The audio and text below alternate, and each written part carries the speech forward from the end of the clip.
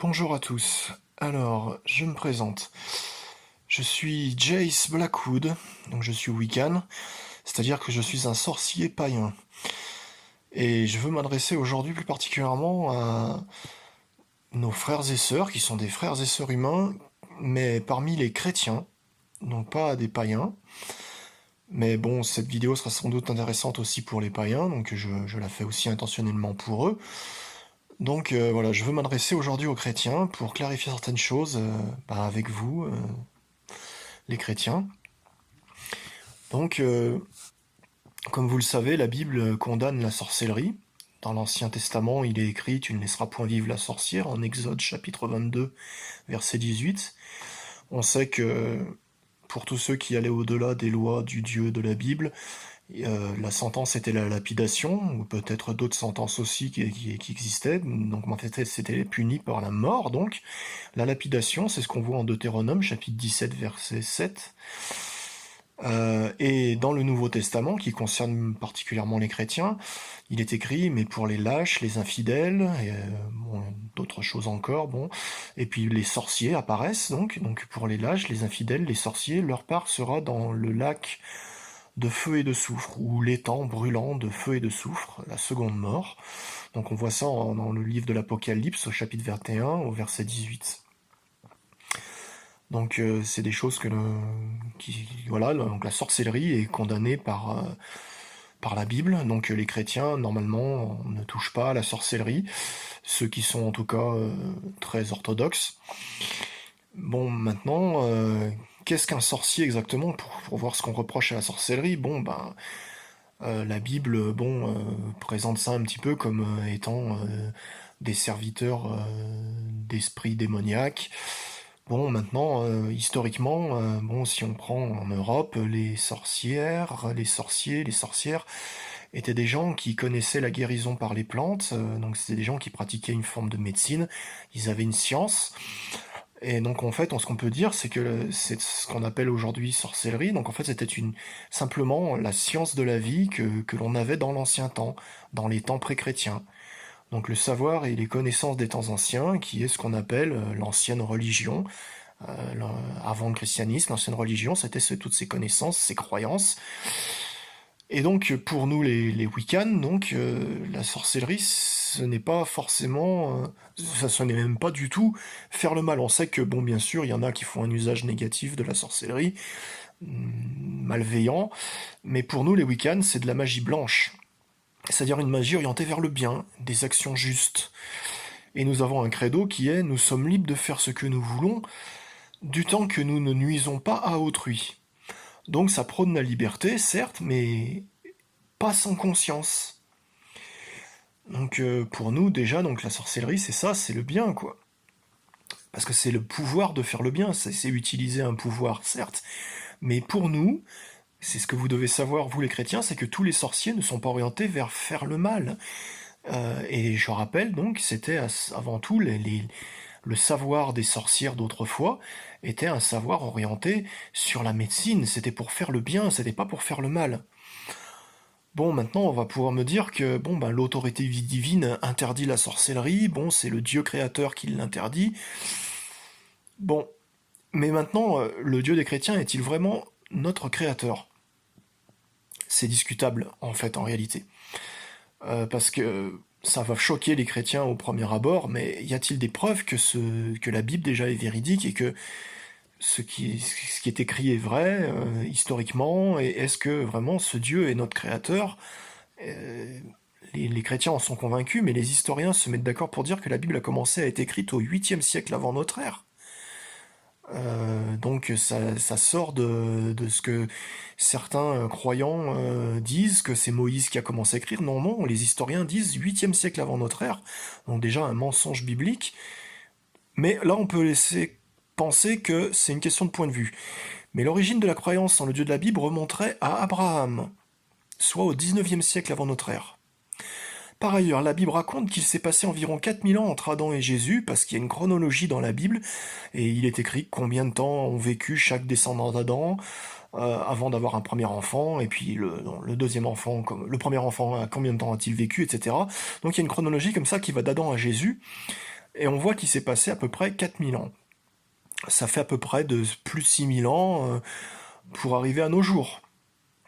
Cependant, historiquement, archéologiquement, par des preuves archéologiques, on sait qu'il y avait des humains des centaines de milliers avant Adam et Ève, puisqu'on a retrouvé des pointes de flèches en silex, donc ça a été fabriqué par des humains, et elles ont été retrouvées, elles datent de centaines de milliers d'années.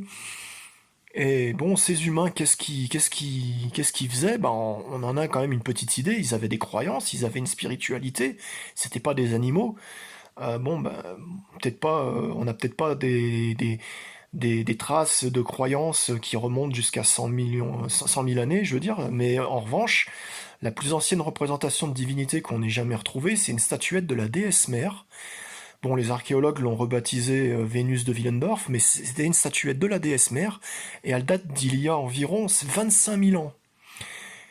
Donc il y a 25 000 ans, il y avait des humains, donc longtemps avant Adam et Ève, et ces humains, ils vénéraient la déesse mère, et il n'y avait aucune trace d'un dieu unique à l'époque. Donc le récit biblique est totalement hors réalité, et il n'y a rien d'historique dans cette genèse de la Bible. La déesse mère est le dieu qui est son amour, donc ils sont nos parents, ce sont nos créateurs. C'est ce que nous, les sorciers Wiccan, nous croyons. Donc, vous voyez que tous les sorciers ne sont pas des serviteurs du mal, et ils ne sont pas tous voués à Satan. Bon, certes, ça existe, il y en a qui sont comme ça, mais dans les sorciers païens, dans la culture païenne, on a la croyance en un dieu et une déesse qui nous auraient créés.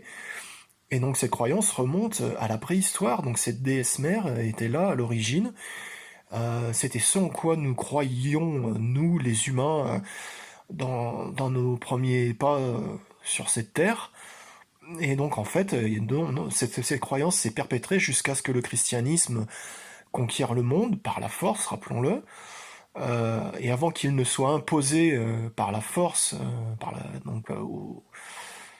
à tous les peuples d'Europe, ben, en réalité, les humains croyaient en tout à fait autre chose, et la sorcellerie n'était pas quelque chose d'orienté vers le mal, pas forcément en tout cas. Les forces du bien et les forces du mal se sont toujours affrontées sur cette terre depuis très longtemps, depuis que le mal est apparu à une époque, selon moi.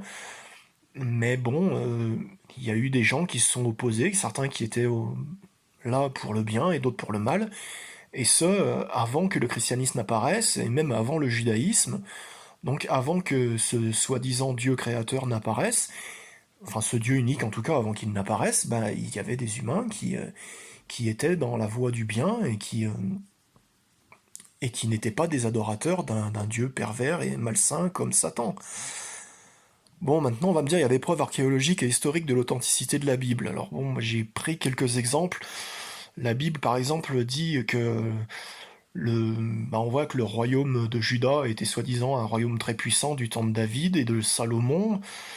Bon, du temps de David, selon l'archéologue israélien, donc c'est quand même son pays, Israël, donc il s'appelle justement Israël Finkelstein, donc c'est cet archéologue dont je vais vous parler. Et bien selon lui, la Jérusalem de l'époque n'avait rien de flamboyant, ce n'était qu'un petit village.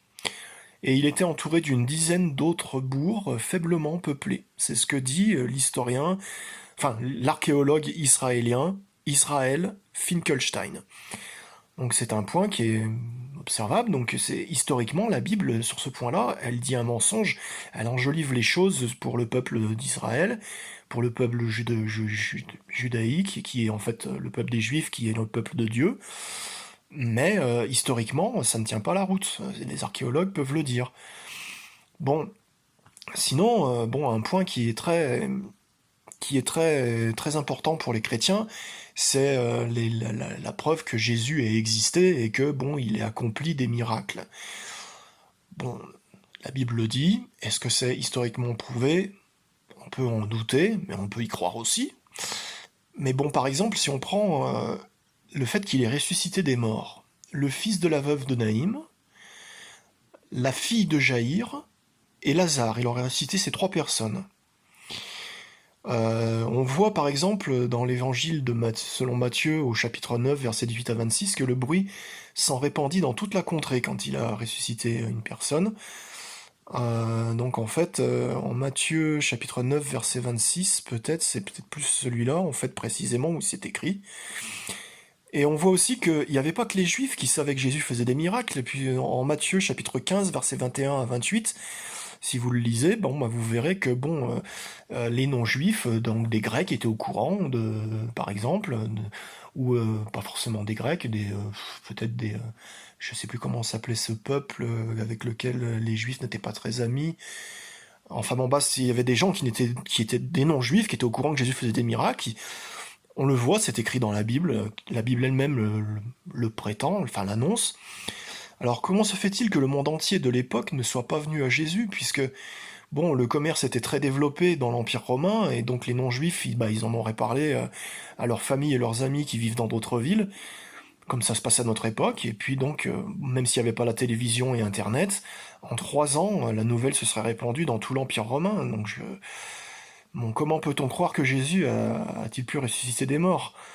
C'est totalement improbable, sinon ça aurait fait du bruit, et il y aurait des preuves, des témoignages autres que chrétiens de ce genre de faits. Et il n'y en a pas à l'époque. Tout ce que nous avons, c'est ce que les chrétiens ont écrit.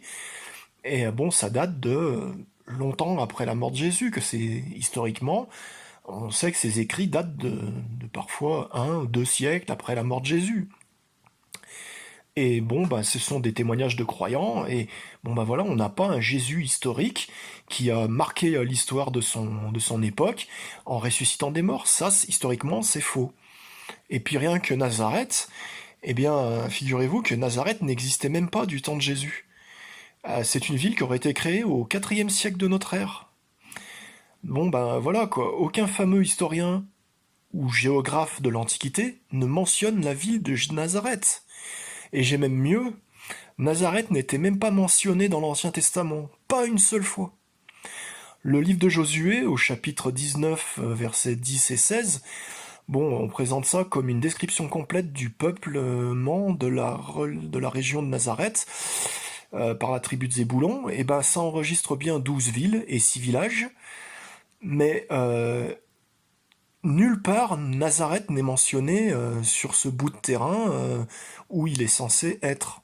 Donc ça, Nazareth est apparu seulement au IVe siècle de notre ère. Donc du temps de Jésus, Nazareth n'existait pas. Bon voilà. Donc bon, comment dire, il y a des... En fait, c'est une illusion de croire que la Bible est historiquement fiable et que, bon, elle dit la vérité, et donc forcément, si elle dit des mensonges, on le voit, il y a des preuves qui sont archéologiques, qui sont historiques, quand on fait raisonner un peu dans sa tête avec un peu de bon sens, on se rend compte que ça tient pas la route. Bah, je suis désolé pour Adam et Ève, encore une fois, je le répète, donc bon bah voilà, il y avait des humains largement avant, donc tout ça c'est faux. Bon bah puis en plus des humains qui vivent 900 ans, bon je suis désolé, mais j'y crois pas vraiment personnellement, je crois pas que ce soit vrai, quoi, ça paraît un peu farfelu quand même. Mais bon, ça c'est pour le croyant, ça peut être admissible. Bon mais on voit bien qu'il y avait des humains longtemps, hein, même en croyant que des humains ont vécu 900 ans, on voit bien qu'il y avait des humains longtemps avant Adam et Ève. Voilà, donc ça tient pas la route. Donc un dieu qui nous ment, bon ben voilà, la Bible c'est juste une mythologie de plus, comme bon ben il y en a eu une chez les Grecs avec Zeus, tout ça, machin, il y en a eu chez les Nordiques, il y en a eu chez les Celtes, il y a eu des mythologies égyptiennes, bon ben voilà quoi, il y a des tas de mythologies. Ben, la mythologie juive, ben voilà, n'est qu'une mythologie. Et je dirais judéo-chrétienne n'est même qu'une mythologie, parce que Jésus, il y en a même qui mettent en doute que qu'il ait réellement existé, donc moi je n'irai pas jusque-là. Historiquement, il me semble que cet individu a quand même dû exister, sinon il n'aurait pas autant eu d'impact non plus. Ça, je veux bien le concéder aux chrétiens. Bon, maintenant, quand on me dit que le Dieu des chrétiens est un Dieu d'amour, bon, quelques petites choses, bon, il est dépeint comme un Dieu autoritaire et jaloux quand même, en Deutéronome chapitre 6, verset 15. Il se choisit un peuple parmi les hommes, donc les Juifs, donc enfin la descendance d'Abraham, donc en Genèse chapitre 17, versets 1 et 2 et 19. Bon, pourtant, c'est un peuple qui se comporte mal, même selon les propres critères de ce Dieu. Donc, voilà pourquoi le garder comme étant son peuple et rejeter les autres peuples au lieu de s'adresser à des gens qui ont peut-être bon cœur à côté, dans d'autres peuples. Pourquoi s'obstiner à garder ce peuple juif? Bon, ben, il y en a qui vont me parler de prophéties, mais encore les prophéties, il y a des preuves qu'elles se réalisent pas. Bon, voilà, donc bon, on a toujours nos braves témoins de Jéhovah qui vont nous raconter des histoires de 1914, bon, mais ça tient pas la route, parce que Jérusalem n'a pas été prise à l'époque où ben, les témoins de Jéhovah disent qu'elle a été prise, elle a été prise 20 ans plus tard, donc c'est complètement faux. Bon, bon sinon, bon, ben voilà, quoi, donc ce Dieu se choisit un peuple, donc bon, un Dieu autoritaire et jaloux qui choisit un peuple parmi les hommes, il exécute des sentences contre les peuples qui ont d'autres dieux, en Deutéronome chapitre 2, chapitre 7, verset 16, par exemple, on peut le voir, et il punit aussi sévèrement son peuple quand il n'obéit pas à ses lois, donc Jérémie chapitre 6, verset 6, Jérémie chapitre 3, versets 8, 9 et 20, par exemple, et bon, tout au long de l'Ancien Testament, on le voit. Bon, on voit que les interdictions sont quand même nombreuses dans l'Ancien Testament. On connaît surtout les 10 commandements, en Exode chapitre 20, verset 2 à 17, ou Deutéronome chapitre 5, verset 6 à 21. Bon, on voit qu'il y a de nombreuses contraintes cultuelles, en Lévitique, chapitre 17 à 26. Elles sont plus allégées dans le Nouveau Testament, donc, mais c'est quand même très contraignant quand même le culte que ce Dieu a imposé à son peuple. Bon, on voit qu'il y a des sentences de peine de mort que l'on retrouve comme des lapidations dans l'Ancien Testament, comme je l'ai dit tout à l'heure, en Deutéronome chapitre 17, verset 7. Il y a une punition de destruction éternelle dans le lac de feu et de soufre dans le Nouveau Testament, en Apocalypse chapitre 19, verset 2 et chapitre 20, verset 15. Bon, on a ici un Dieu vengeur qui est orienté sur sa personne, c'est ce qui en transparaît quand on lit, quand on regarde les choses honnêtement, un Dieu vengeur qui est orienté sur sa personne, et non pas sur une justice équitable fondée sur l'amour et la compassion. C'est évident de par les décisions qu'il prend, de par ses actions, et il est pourtant présenté comme un Dieu d'amour et miséricordieux par les mots. Bon, que les humains aient de l'amour dans leur cœur pour ce Dieu ou pas, ils reçoivent le commandement impérieux de l'aimer. Tu dois aimer Jéhovah ton Dieu. Donc ça c'est Matthieu, chapitre 22, verset 37. Bon, encore en Deutéronome, chapitre 6, verset 5. On rappelle que c'est sous peine d'être détruit. Bon, bah pour les témoins de Jéhovah, c'est Armageddon. Bon, bah ça semble être écrit dans le livre de l'Apocalypse. Bon, c'est le lac de feu et de soufre. Bon, bah les Juifs lapidaient ceux qui n'aimaient pas Jéhovah dans le peuple, qui n'étaient pas fidèles à Yahvé. C'est comme ça plutôt qu'il est appelé à cette époque-là. Enfin, du moins, on pense. Bon, il impose des règles contraignantes aux humains, en dépit de tout sens de la justice et de la raison, faisant ainsi souffrir les humains. Bon, après, il y en a qui se tournent vers Satan, donc c'est un peu triste. Donc, nous, les Wiccans, nous sommes conscients que nos créateurs ont de l'amour, puisqu'ils sont les auteurs de la vie et de tout ce que nous aimons dans la vie, l'amour, et nous sommes nombreux à aimer la justice et le bien. Eh bien, jamais nos créateurs ne nous forceraient à aimer des choses injustes, sinon la voie de la justice et du bien n'existerait pas, parce que nos créateurs ne peuvent pas faire ça. Et donc dans la Bible, il y a des choses quand même qui sont injustes, qui ne dépendent pas d'une logique de ce qui est bien, mais ce sont des contraintes qui n'ont pas de sens. Et donc, puisque tout ce que le dieu et la déesse ont créé au départ était le bien et la beauté, il ne donnerait donc jamais l'ordre d'aimer quelque chose qui nous fait du mal, comme ce Jéhovah. Sinon, la voie de la justice et du bien n'existerait pas, je le répète. Par conséquent, vous comprenez que le Dieu de la Bible, ce Jéhovah, ce Yahvé, ne peut pas être notre créateur et que la Bible ne vient pas de la source du bien et de la vie. Bon, je vais pas enfoncer le clou plus que ça, mais je finirai par rappeler que les Juifs ont massacré les peuples de la terre promise sous l'ordre de Jéhovah, qui présentait ces humains comme une chose détestable à ses yeux, ce qui rappelle le racisme et l'intolérance. Bon, sinon, les chrétiens ont imposé le christianisme par la force, tout comme Mahomet avec l'islam. Je rappellerai aussi que les chrétiens ont brûlé des femmes et des hommes vivants sur simple soupçon de sorcellerie. Souvent, c'était que des soupçons, c'est des accusations qui étaient infondées. Ma conclusion, je suis désolé de vous parler comme ça, à vous, les chrétiens, mais le Dieu que vous priez n'est pas bon, et il n'est pas notre créateur, et donc, il n'est pas l'autorité divine. c'est évident. Donc nous vous appelons donc à ne pas prendre position de condamnateur sur les autres, et aussi à prendre conscience que la sorcellerie n'est pas le mal, et que donc, nous les sorciers, nous ne sommes pas un danger pour vous et pour l'humanité. En fait, nous ne sommes pas vos ennemis, et nous vous appelons juste à vivre en paix avec nous, en tant que frères et sœurs humains, que nous sommes des congénères qui peuvent vivre en harmonie pour la pérennité de l'espèce humaine et le devenir de la planète et de toute la création. Voilà tout ce que je voudrais vous dire, donc réconcilions-nous, et les sorciers ne sont pas les ennemis de la vie et du divin, de la justice, du bien, et bon, voilà. Tout ce que je vous souhaite vraiment de, de réfléchir dans la paix à tout ça, donc paix à vous, dans les bénédictions du Dieu et de la déesse, et voilà, je n'en dirai pas plus. Paix à vous dans les bénédictions de la déesse et du Dieu.